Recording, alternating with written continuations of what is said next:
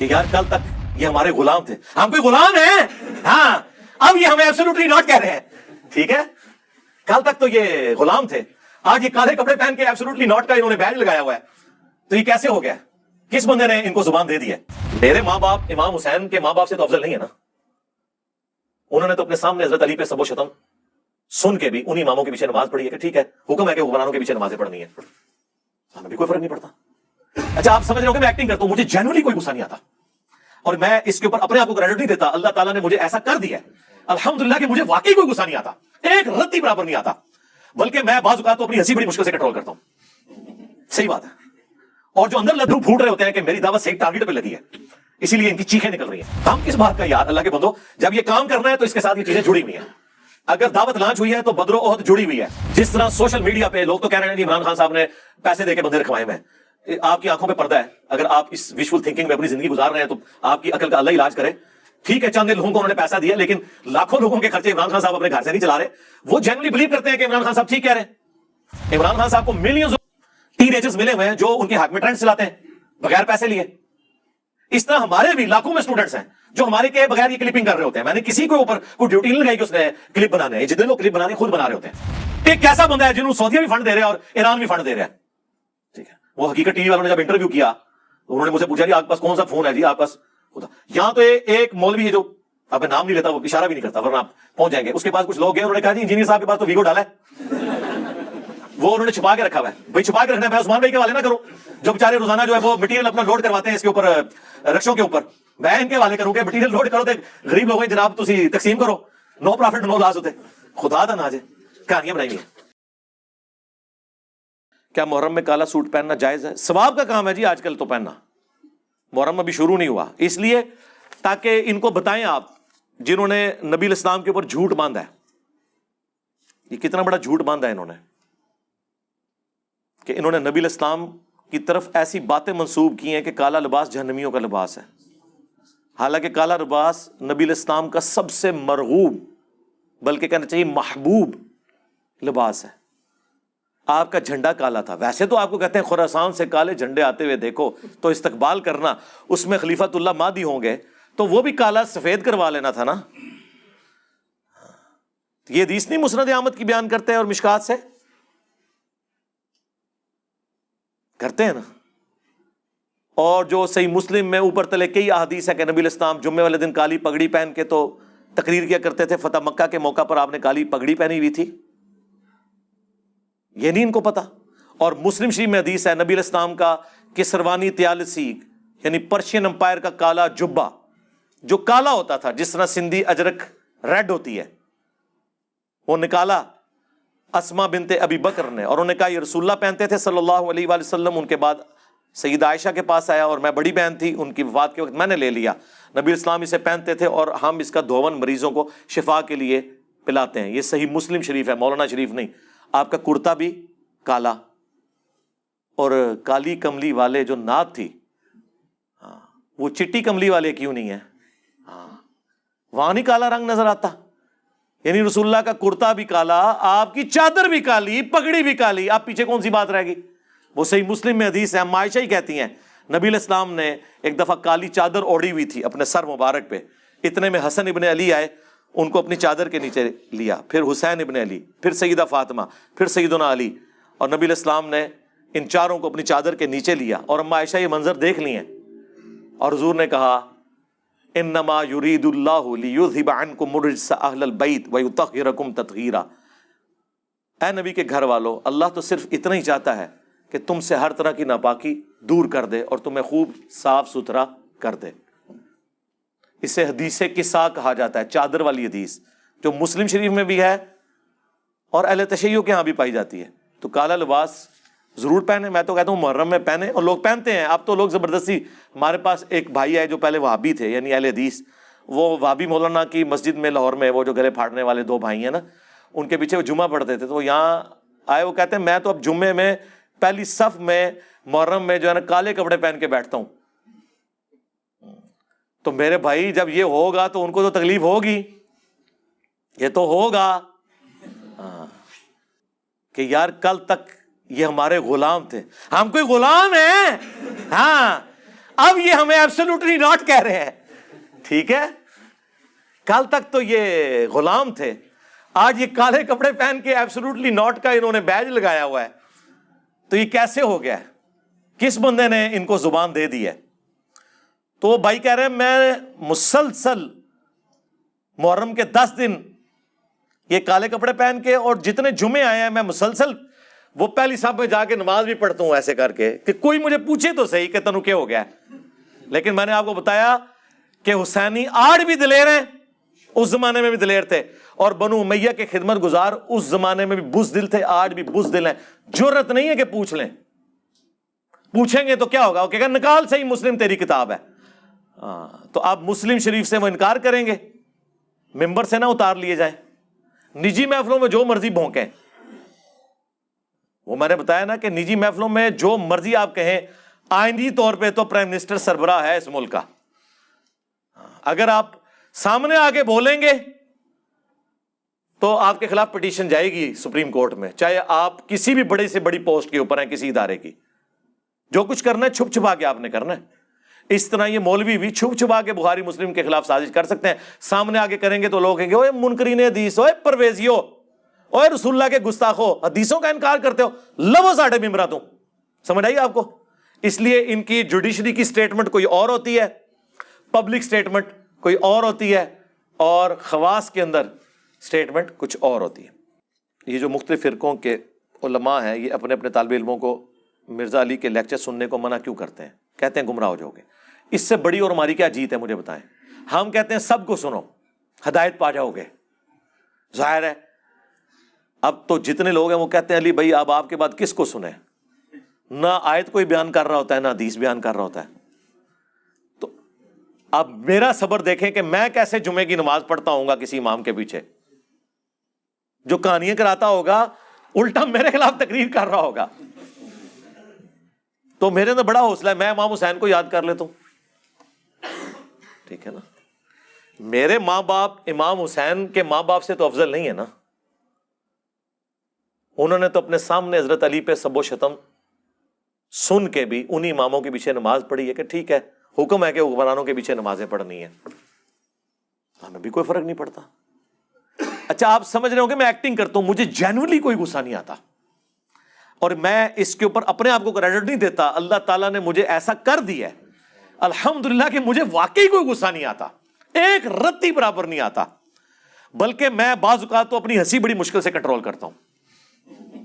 صحیح بات ہے.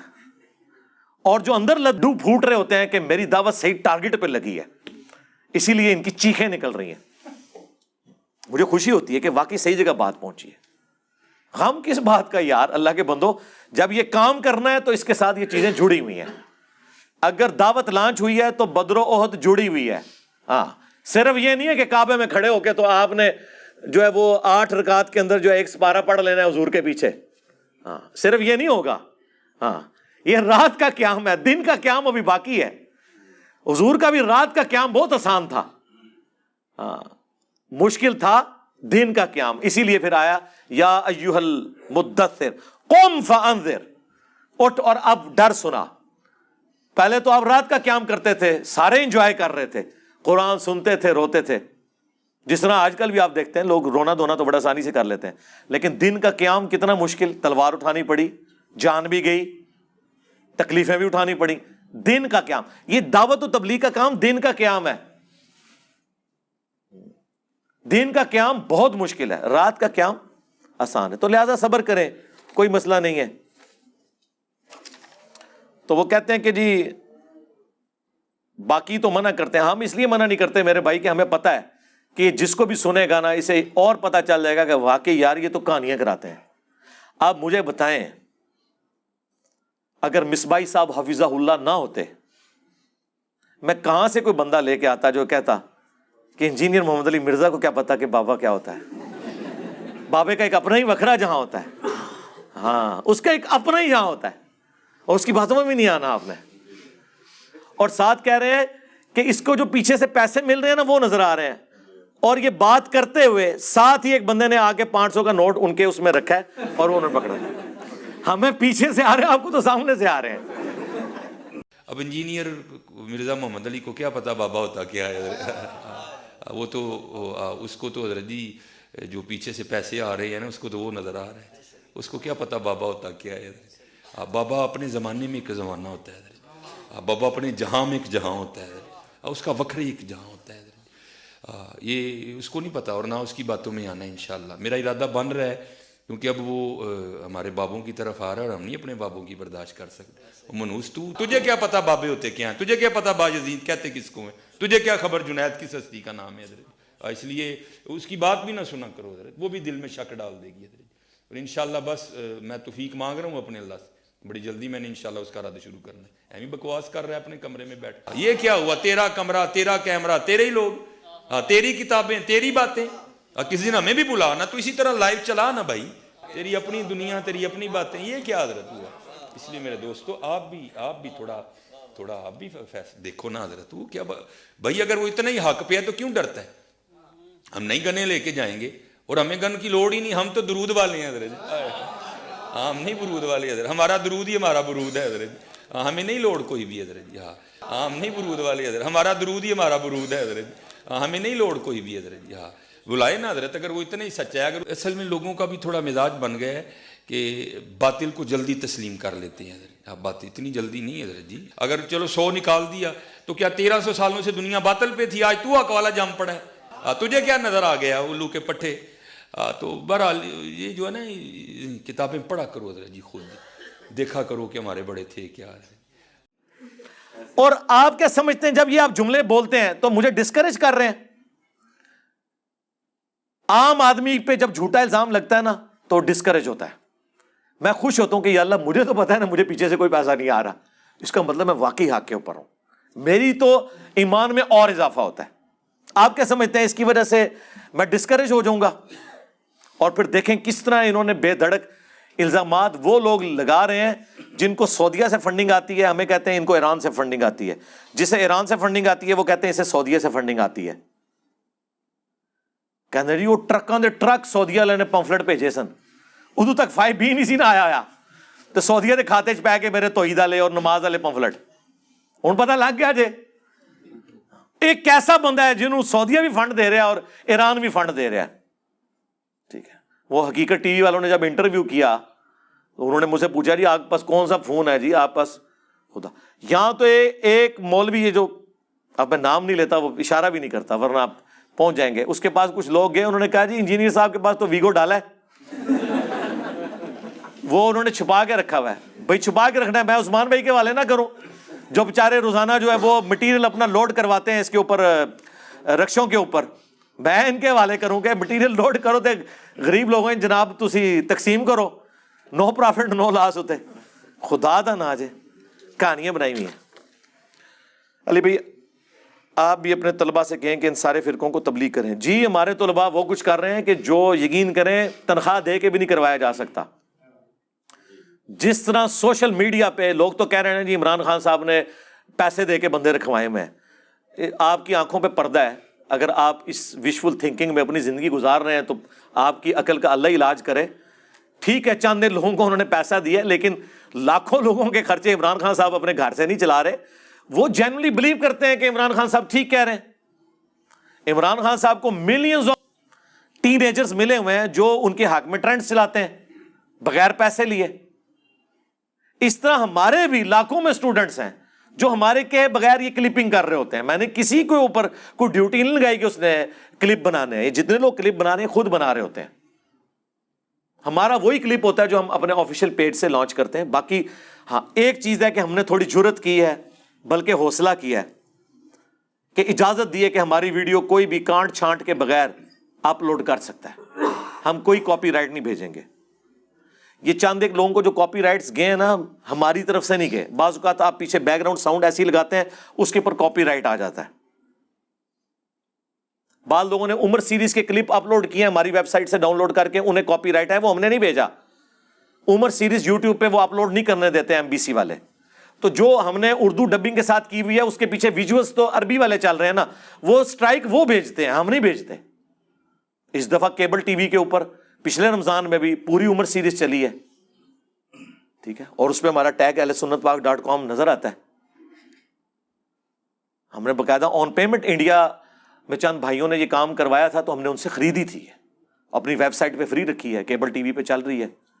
کہاں جو ہے وہ جناب عجیب فضول قسم کے آپ کو جھوٹے تاریخی ڈرامے دکھاتے تھے رمضان کے اندر، اب وہ عمر سیریز، یوسف علیہ السلام والی فلم اور باقی چیزیں دکھا رہے ہوتے ہیں. چلیں اس سے لرننگ تو ہو رہی ہے ایٹ لیسٹ ان لوگوں کی جو فلمیں ڈرامے دیکھتے ہیں. میں نہیں کہتا کہ داڑھیوں والے جو ہے وہ بیٹھ کے تو ان کو میں ترغیب دلا رہا ہوں کہ وہ یہ کام کریں، بہرحال فائدہ تو ہوا ہے. تو لوگ کام کر رہے ہیں. اس طرح ہمارے بھی یہ اسٹوڈنٹس، یہ جتنے کلپس آپ کو ٹک ٹاک پہ نظر آ رہے ہیں، یار وہ